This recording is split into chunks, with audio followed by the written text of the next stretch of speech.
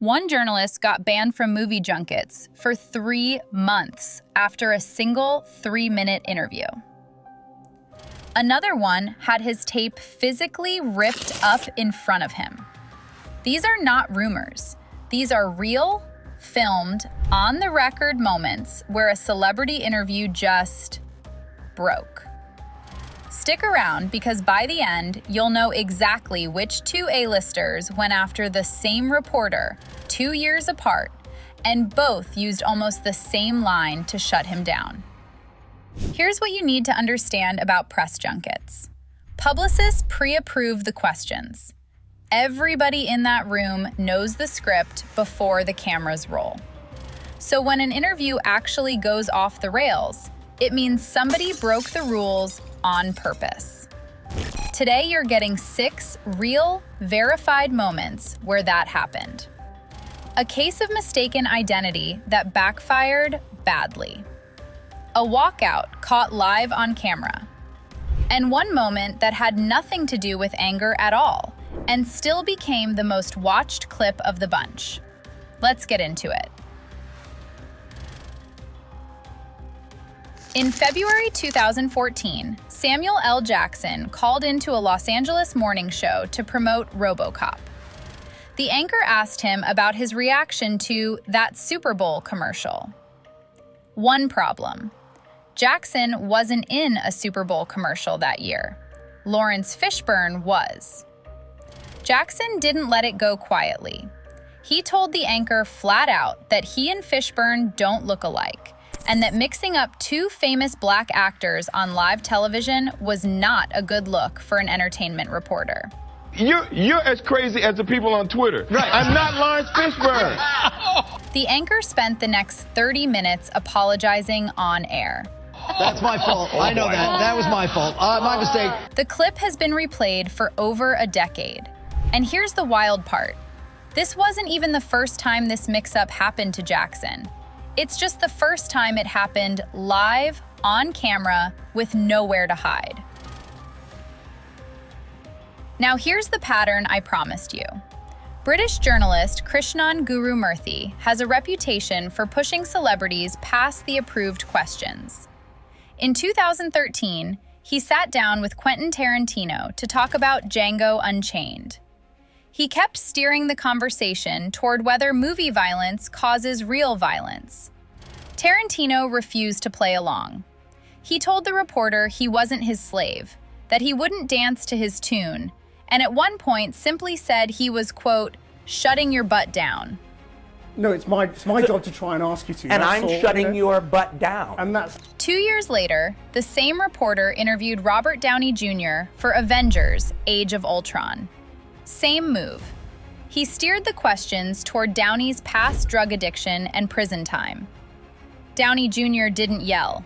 He just asked, calmly, what they were even doing anymore.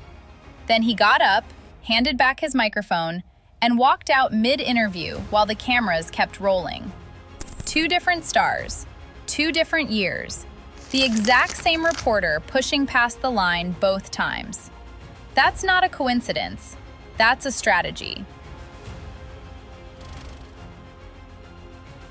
In 2013, Jesse Eisenberg sat down with Univision host Romina Puga to promote Now You See Me.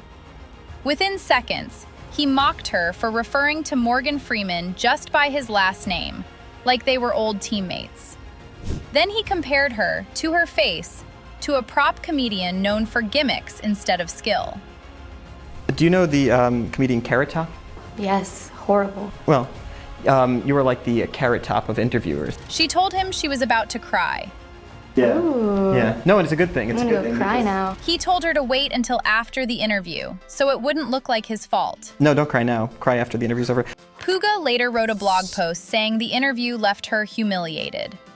The clip went viral for being one of the most uncomfortable 3 minutes in press junket history. Eisenberg's side of the story?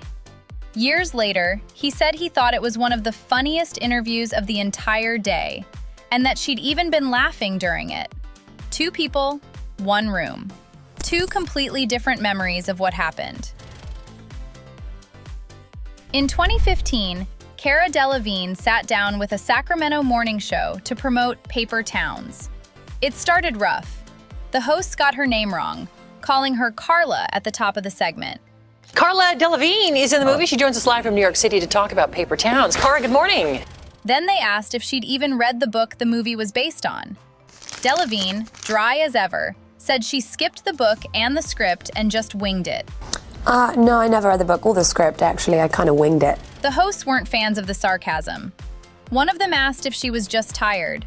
I saw you in London talking a couple weeks ago on TV, and you seemed a lot more excited about it than you do right now. Are you just exhausted? Another told her, flat out, they thought she was irritated. Her response was 4 words. She thought it was them. The hosts cut the interview short and mocked her attitude once they thought the cameras had stopped caring. Delevingne fired back the next day online, saying some people just don't get British humor. The clip is still one of the most cited examples of a press junket turning into a public pile-on. In 2013, Bruce Willis sat down with a London radio host to promote Red 2. The host asked how he planned to sell the film to listeners. Willis told him flatly that he wasn't going to. The host tried again and again to get a real answer. Every question got shorter, drier responses back. At one point, Willis told him this entire junket process wasn't really acting at all. It was just sales. Now here's the one that ties it all together, because it's completely different from everything else on this list. In the years after Fast and Furious co-star Paul Walker died in 2013, Vin Diesel gave interview after interview where he simply could not get through a sentence about him. At a screening of Furious 7, he stopped mid-speech, visibly overcome, while the crowd applauded to give him a moment. He's teared up about Walker in interviews for over a decade since, most recently at a Cannes anniversary screening this year. That's the twist. Every other clip on this list is uncomfortable because a wall came down under pressure. This one is uncomfortable because grief doesn't care about a press schedule. And somehow, that's the clip people share the most. So which one of these would have made you turn off the camera? Drop your pick in the comments.